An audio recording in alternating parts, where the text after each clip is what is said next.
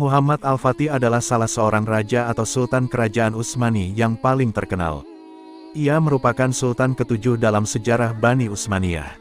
Al-Fatih adalah gelar yang senantiasa melekat pada namanya karena dialah yang mengakhiri atau menaklukkan kerajaan Romawi Timur yang telah berkuasa selama 11 abad. Sultan Muhammad Al-Fatih memerintah selama 30 tahun. Selain menaklukkan Bizantium, ia juga berhasil menaklukkan wilayah-wilayah di Asia, menyatukan kerajaan-kerajaan Anatolia, dan wilayah-wilayah Eropa, dan termasuk jasanya yang paling penting adalah berhasil mengadaptasi manajemen kerajaan Bizantium, yang telah matang ke dalam kerajaan Utsmani. Muhammad Al-Fatih dilahirkan pada 27 Rajab 835 Hijriah atau tanggal 30 Maret tahun 1432 Masehi di kota Erdin, ibu kota Daulah Utsmaniyah saat itu. Ia adalah putra dari Sultan Murad II yang merupakan raja ke-6 Daulah Utsmaniyah. Sultan Murad II memiliki perhatian yang besar terhadap pendidikan anaknya. Ia menempa buah hatinya agar kelak menjadi seorang pemimpin yang baik dan tangguh. Perhatian tersebut terlihat dari Muhammad kecil yang telah menyelesaikan hafalan Al-Quran 30 juz, mempelajari hadis-hadis, memahami ilmu fikih, belajar matematika, ilmu falak, dan strategi perang. Selain itu, Muhammad juga mempelajari berbagai bahasa, seperti bahasa Arab, Persia, Latin, dan Yunani. Tidak heran, pada usia 21 tahun, Muhammad sangat lancar berbahasa Arab, Turki, Persia, Ibrani, Latin, dan Yunani. Walaupun usianya baru seumur jagung, sang ayah, Sultan Murad II, mengamanati Sultan Muhammad memimpin suatu daerah dengan bimbingan para ulama. Hal itu dilakukan sang ayah agar anaknya cepat menyadari bahwa dia memiliki tanggung jawab yang besar di kemudian hari. Bimbingan para ulama diharapkan menjadi petunjuk yang mengarahkan pemikiran anaknya agar sejalan dengan pemahaman Islam yang benar. Dalam suatu majelis yang penuh keheningan, para penasihat dan pejabat istana berkumpul untuk memutuskan nasib kerajaan.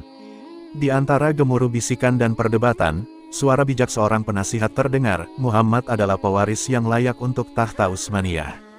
Dia memiliki keberanian, pengetahuan, dan tekad untuk memimpin dengan kebijaksanaan. Sultan Muhammad II diangkat menjadi Khalifah Utsmaniyah pada tanggal 5 Muharram 855 Hijriah bersamaan dengan 7 Februari 1451 Masehi. Program besar yang langsung ia canangkan ketika menjabat sebagai Khalifah adalah menaklukkan Konstantinopel. Mendengar itu, Muhammad mengangkat kepala dengan tegar. Dia menerima tanggung jawab yang besar dengan hati yang bergetar. Di hadapan seluruh istana, dia bersumpah setia kepada rakyatnya dan berjanji untuk mengabdikan dirinya sepenuh hati bagi kemajuan dan keadilan. Langkah pertama yang Sultan Muhammad lakukan untuk mewujudkan cita-citanya adalah melakukan kebijakan militer dan politik luar negeri yang strategis. Ia memperbarui perjanjian dan kesepakatan yang telah terjalin dengan negara-negara tetangga dan sekutu-sekutu militernya.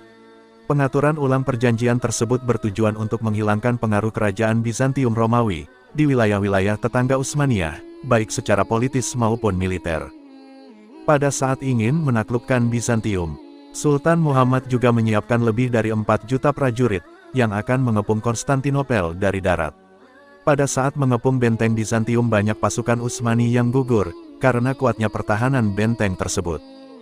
Pengepungan yang berlangsung tidak kurang dari 50 hari itu benar-benar menguji kesabaran pasukan Utsmani, menguras tenaga, pikiran, dan perbekalan mereka. Pertahanan yang tangguh dari kerajaan besar Romawi ini terlihat sejak mula.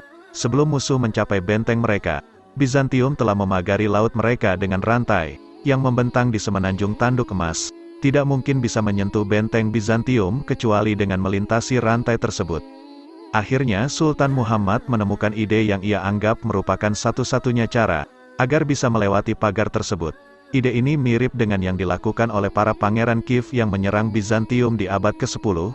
Para pangeran Kiev menarik kapalnya keluar Selat Bosporus, mengelilingi Galata, dan meluncurkannya kembali di tanduk emas.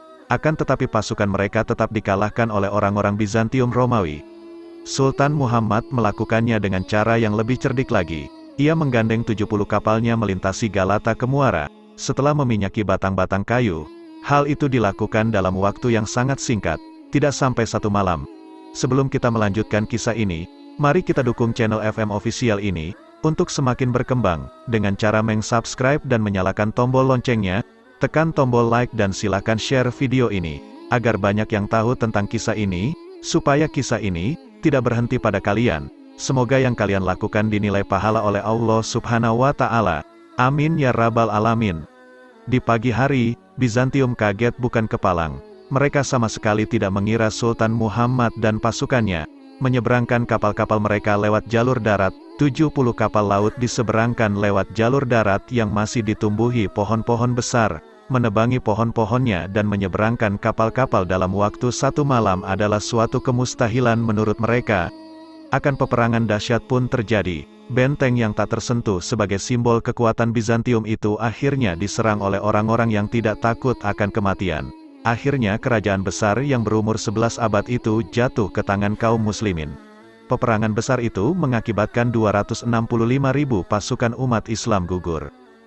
Pada tanggal 20 Jumadil awal 857 Hijriah bersamaan dengan tanggal 29 Mei tahun 1453 Masehi, Sultan Al-Ghazi Muhammad berhasil memasuki kota Konstantinopel. Sejak saat itulah ia dikenal dengan nama Sultan Muhammad Al-Fatih, penakluk Konstantinopel. Saat memasuki Konstantinopel, Sultan Muhammad Al-Fatih turun dari kudanya lalu sujud sebagai tanda syukur kepada Allah. Setelah itu, ia menuju gereja Hagia Sophia, dan memerintahkan menggantinya menjadi masjid. Konstantinopel dijadikan sebagai ibu kota, pusat pemerintah kerajaan Utsmani dan kota ini, diganti namanya menjadi Istanbul yang berarti negeri Islam, lalu akhirnya mengalami perubahan menjadi Istanbul. Selain itu, Sultan Muhammad Al-Fatih juga memerintahkan untuk membangun masjid di makam sahabat yang mulia, Abu Ayyub Al-Ansari radhiyallahu anhu, salah seorang sahabat Nabi Muhammad Shallallahu alaihi wasallam yang wafat saat menyerang Konstantinopel di zaman Khalifah Muawiyah bin Abu Sufyan radhiyallahu anhu.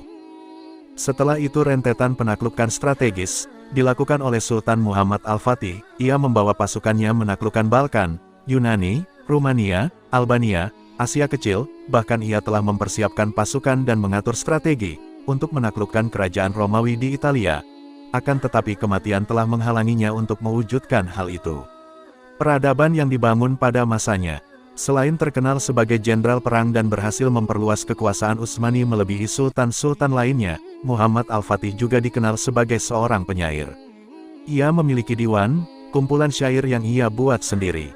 Sultan Muhammad juga membangun lebih dari 300 masjid, 57 sekolah, dan 59 tempat pemandian di berbagai wilayah Utsmani. Peninggalannya yang paling terkenal adalah Masjid Sultan Muhammad II dan Jami Abu Ayyub Al-Ansari.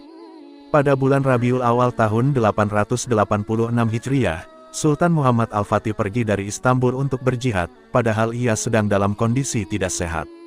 Di tengah perjalanan, sakit yang ia derita kian parah dan semakin berat ia rasakan. Dokter pun didatangkan untuk mengobatinya, namun dokter dan obat tidak lagi bermanfaat bagi sang sultan.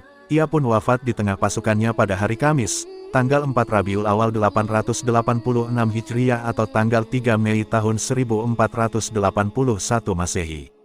Saat itu Sultan Muhammad berusia 52 tahun dan memerintah selama 31 tahun. Ada yang mengatakan wafatnya Sultan Muhammad Al-Fatih karena diracuni oleh dokter pribadinya Yakub Basya, wallahu alam. Sebelum wafat, Muhammad Al-Fatih mewasiatkan kepada putra dan penerus tahtanya, Sultan Bayazid II agar senantiasa dekat dengan para ulama, berbuat adil, tidak tertipu dengan harta, dan benar-benar menjaga agama baik untuk pribadi, masyarakat, dan kerajaan. Kisah penaklukan Konstantinopel oleh Muhammad Al-Fatih adalah sumber inspirasi dan pembelajaran yang berharga bagi kita semua. Itu mengajarkan kita tentang keberanian, keyakinan, kesatuan, dan penghormatan, serta pentingnya memperjuangkan impian dengan tekad yang kuat. Wassalamualaikum.